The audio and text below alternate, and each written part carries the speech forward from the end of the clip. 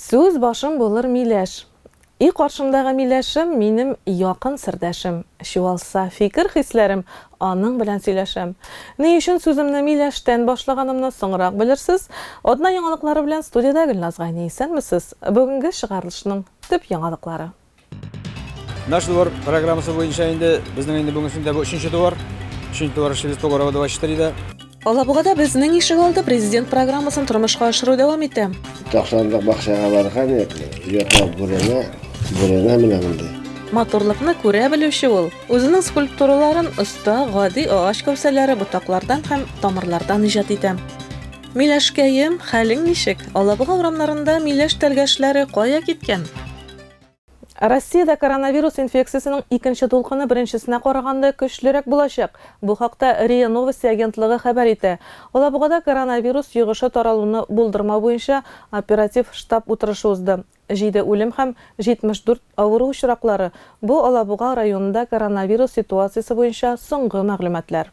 Коронавирус инфекциясы тарала башлаганнан бирле Алабуга районында референт үзәк раслаган авыруның 74 очрагы һәм 7 үлем очрагы теркәлгән. Роспотребнадзорның территориаль бүлегендә хәбәр итүләренчә, соңгы 3 атнада бездә авыруның бер генә очрагы да теркәлмәгән. Әмма бу тынычланырга сәбәп түгел, дип билгеләп үтте район башкарма комитеты җитәкчесенең социаль мәсьәләләр буенча урынбасары Лилия Ягудина. Хәзерге вакытта ковид госпиталендә 69 кеше ята. Исегезгә төшерәбез, биредә Алабуга, Мамадыш, Шәгерҗе, Менделеевск һәм республиканың башка районнарында яшәүчеләр дәвалана. Госпиталь эшли башлаганнан бирле 862 кеше хастаханәгә салынган. Утырышта билгеләп үткәнчә, сәүдә үзәкләрендә, кибетләрдә һәм башка шундый ук урыннарда битлек кияргә кирәк. Предприятиеләрдә, уку йортларында термометрияны дәвам итәргә кирәк. Куркынычсызлык чараларын үтәү Роспотребнадзор тарафыннан да тикшерелә. Ул Алабуга районында 2 объектның эшчәнлеген туктаткан иде инде. Шул исәптән полиция тарафыннан да тикшерүләр дәвам итә. Һәм теманы дәвам итеп, бүген бөтен ил буенча коронавирус таралуны тоткарлау өчен санитар таләпләрне үтәүгә аерым игътибар бирелә. Рейдлар барлык шәһәрләрдә уза, шул исәптән Алабугада да иң беренче чиратта мондый чаралар кешеләр күпләп җыела торган урыннарда оештырыла. Рейдларны хокук саклау органнары даими рәвештә үткәрә.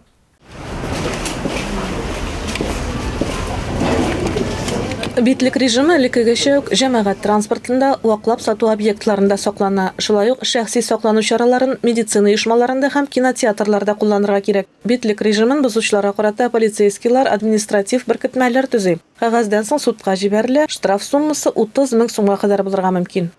Исегезгә төшерәбез, маска режимын бозган өчен 1 меңнән алып 30 мең сумга кадәр штраф каралган. Урындагы затка 10 меңнән 50 мең сумга кадәр. Юридик затларга 100 меңнән 300 мең сумга кадәр. Административ хокукны яңадан бозган гражданнарга 15 меңнән 50 мең сумга кадәр. Урындагы затларга 300 меңнән 500 мең сумга кадәр. Юридик затларга 500 меңнән 1 миллион сумга кадәр штраф салына. Мондый рейдларны полицейскийлар даими рәвештә үткәрә. Тәртип бозу очраклары ешрак кибетләрдә теркәлә. Кибеткә бару зур штрафка әйләнмәсен өчен барлык куркынычсызлык чараларын сакларга кирәк.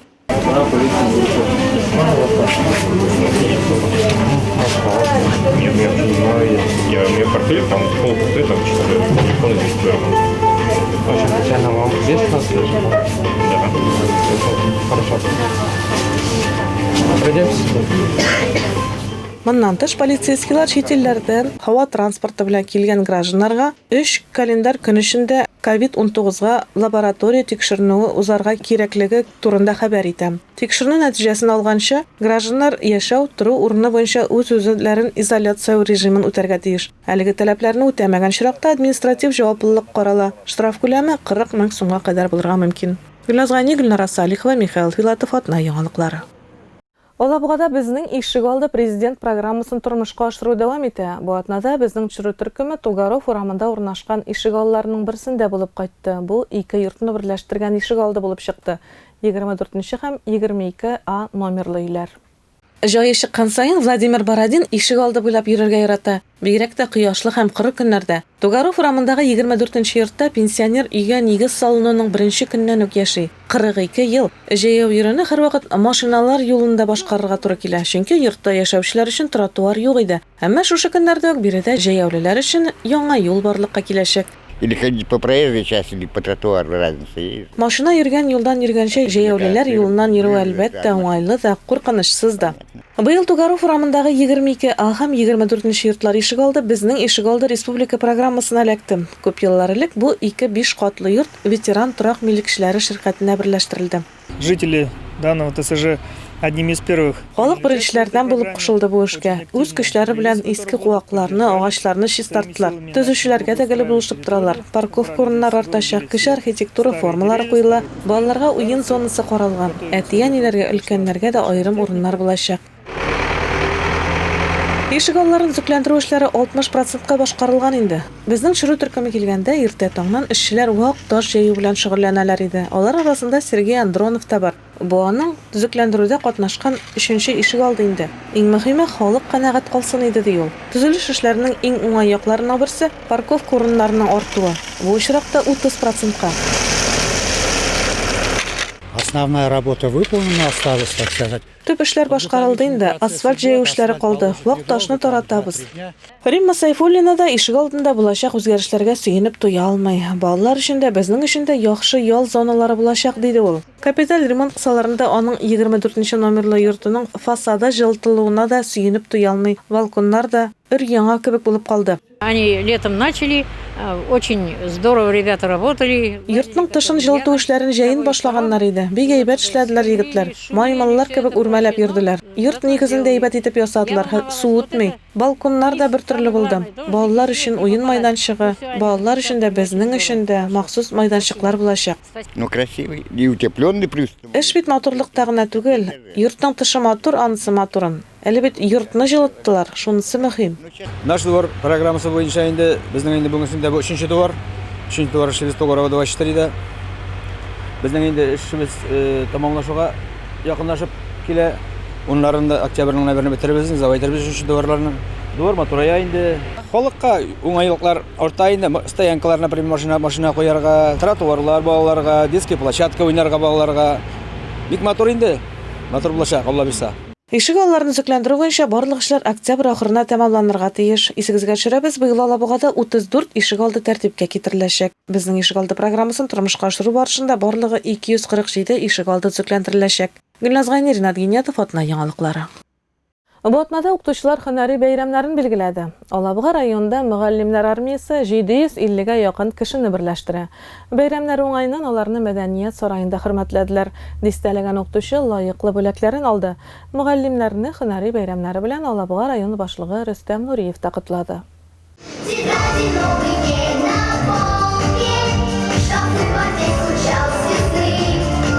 Тантаналы чара шәһәр мәдәният сараенда узды. Мөгаллимнәрне район башлыгы Рөстәм Нуриев котлады һәм фидакар хезмәтләре өчен рәхмәтен белдерде. Ул укытучыларга республика мөгаллимнәренең август конференциясын лаеклы уздырганнары өчен зур рәхмәтен белдерде. Россия Мәгариф министрлыгы, республиканың Мәгариф һәм фән министрлыгы бүләкләре рәхмәт хатлары. Дистәләгән укытучы лаеклы бүләкләрен алды.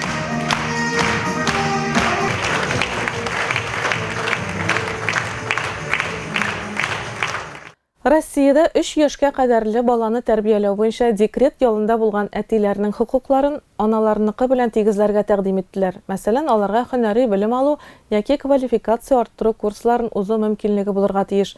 Бу хакта Россия Дәүләт Думасына сылтама белән известие яза. Россия халкын эш белән тәэмин итү законы буенча декреттагы хатын-кызлар мәшгульлек үзәкләренә мөрәҗәгать итеп, дәүләт хисабына яңа һөнәр үзләштерә яки квалификация арттыру курслары узала. Шулай итеп, хатын-кызларның алга таба эшкә урнашу мөмкинлеге күбрәк була. Әмма декрет ялында булган әтиләр өчен мондый мөмкинлек каралмаган. Шуңа күрә хезмәт, социаль сәясәт һәм ветераннар эше буенча Дәүләт Думасы комитеты әгъзасы Светлана Бессарабская законга үзгәрешләр кертергә тәкъдим итте. Закон проекты Россиянең хезмәт министрлыгына җибәрелгән. Басма китерелгән мәгълүматларга караганда, яңа закон кабул ителгән чоракта бу яңалык декреттагы 1 47 000 ата-ананың 2%-на кагылачак. Хәзерге вакытта Россиядә декреттагы әтиләр санын исәпләү алып барылмый. Пенсионер Марсель Афлатунов урманга гадәттә гөмбә һәм җиләк артыннан түгел, эксклюзив предметлары өчен материал артыннан йөри. Кул астындагы, төгәлрәге аяк астындагы шималдан бу агач кәүсәләре, агач төпләре, тамырлардан ул гаҗәеп скульптуралар иҗат итә. Игътибарлылык, фантазия һәм бер-ике гади инструмент чын матурлыкны тудырырга кайберәүләргә шушы нәрсәләрдә җитә. Марсель Әфләтунов агач буенча корнепластик остасы. Гади әйбердә ул гадәти булмаган нәрсәләр күрә белә. Чын сәнгать әсәрен аяк астында яткан әйберләрдән иҗат итә ул. Барысы да очраклы рәвештә башланган. Беренче мәртәбә армияда эшләп карадым мин. Бер малай маскалар эшләйди. И мин тоже эшләп карадым. Все, потом соңдан үйгә кайткач 10 елдан соң тагын эшләй башладым. Әзрәк шул өйдә балконда инде. Соңдан тагын аны ташладым. И менә 14нче елдан башлап, менә хәзер бу өйләр бөтенесе җыела инде әкренләп. 14нче елдан эшләй башладым мин. 90лык бакчага барган, яклап бүрәнә менә мондай. Берничә ел под дождем, яңгыр астыннан үткән, яндырганнары, янганы юк. Мотор шундый. И менә бер 3-4 мәртәбә барып карап нитеп, соңыннан кисеп алып кайттым мин аларны. Аларны гаражда эшләй башлаган инде. Менә гараж бар менә. И соңыннан әкренләп китте, бүтән инде агач ашыратам, алып кайтам, нәрсәдә шагыйны бар.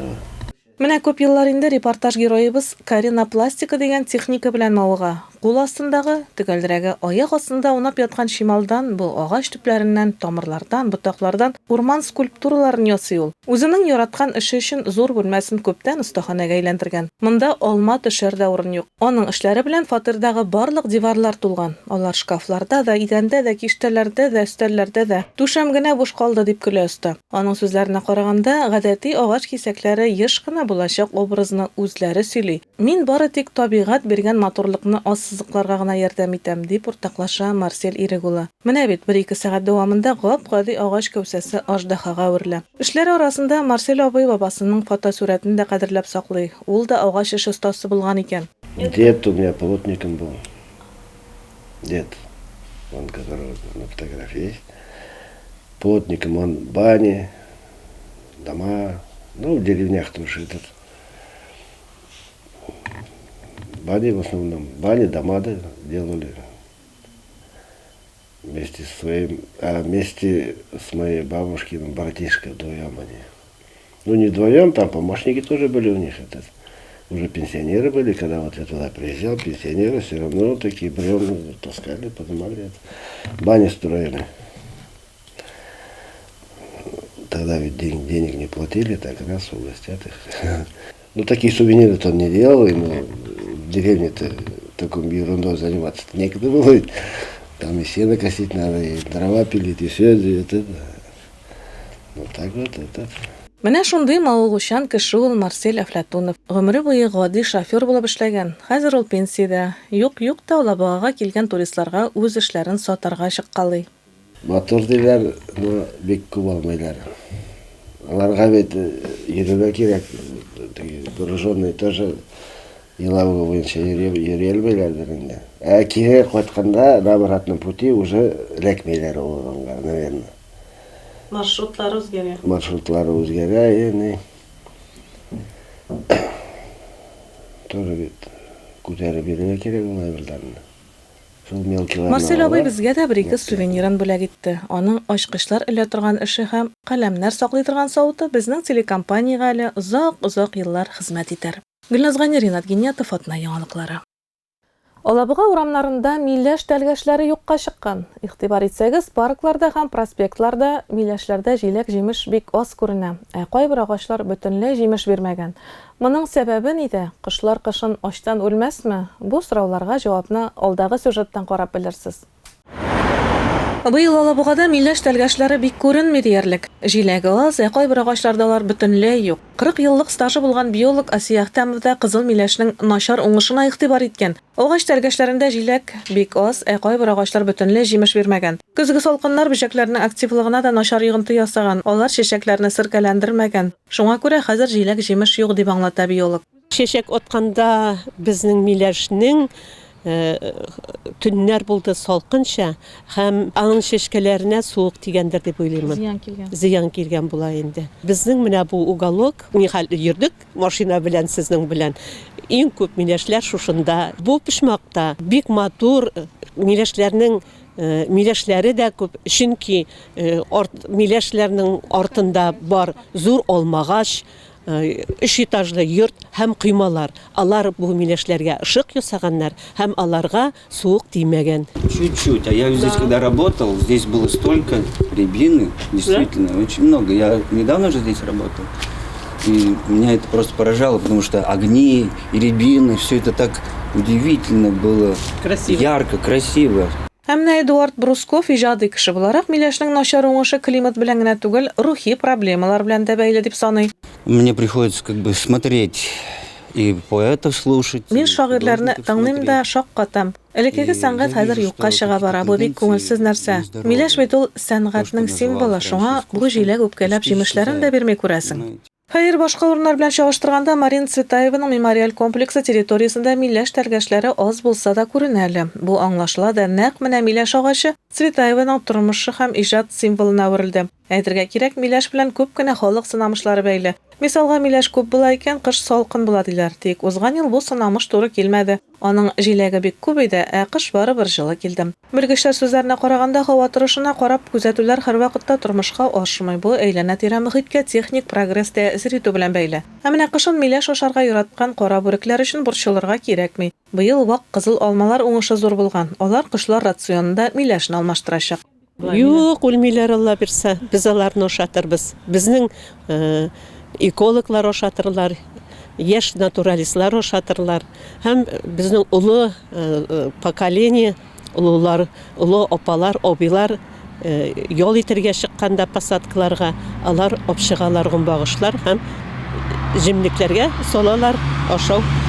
Кышлар аштан үлмиләр. Ә бит миләш җиләге кешеләргә дә файдалы ди биолог. Аннан компотлар, кайнатмалар, каклар һәм башка ризыклар пешерәләр. Бу җиләк витаминнарга бик бай. Аларны витаминозны кисәтү һәм салкын тию вакытында да куллану яхшы. Миләш эчемлеге кәефне яхшырта, көч бирә. Үзебездә сизмәстән миләш турындагы материалны Марина Цветаеваның туган көнендә төшергәнбез. 8 октябрьдә яңа стиль буенча аңа 128 яшь тулды. Монда шигырьсез түзеп кара. Красную кистью рябина зажглась, падали листья. Я родилась, спорили сотни колоколов. День был субботний, Иоанн Богослов. Мне и до ныне хочется грызть жаркой рябины горькую кисть. Шагыйрәнең иҗатын яратучылар Кызыл миләш киләсе елда үзендә көч табып, бөтен матурлыгын күрсәтер дип ышана. Юкка гына менә маяга мондый тәлгәшләр элеп куйган алар. Гөлназ Гайнар, Шәгәлләмә Фатна яңалыклары. Бүгенгә менә шулар, мин сезнең белән саубуллашам. Исән-имин булыгыз, үзегезне саклагыз.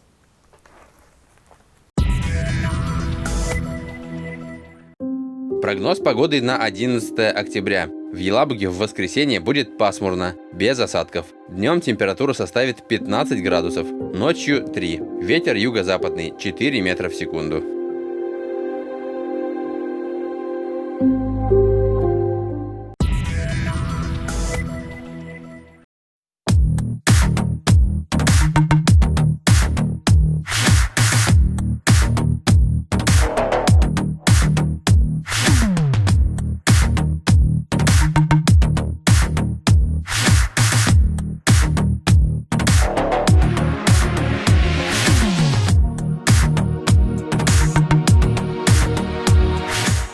Пришло время менять резину. Но только в этот раз все будет быстрее и проще, чем обычно. Экономь свое время с интернет-магазином «Колеса даром». Все шины, диски и автотовары в одном месте. колесадаром.ру. Город Елабуга, проспект Нефтяников, дом 4. Телефон 8 987 238 51 11.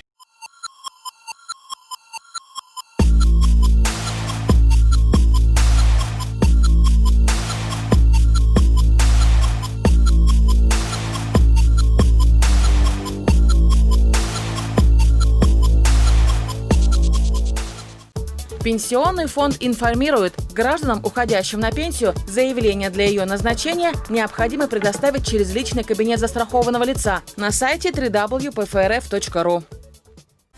Финансовый юрист поможет избавиться от долгов и кредитов законно, спишет долги через банкротство. Бесплатная консультация по телефону 8 904 719 90 20. Медицинский центр «Ситилаб» проводит тестирование на коронавирус. Запись по телефону 30790. Город Елабуга, проспект Мира, 65.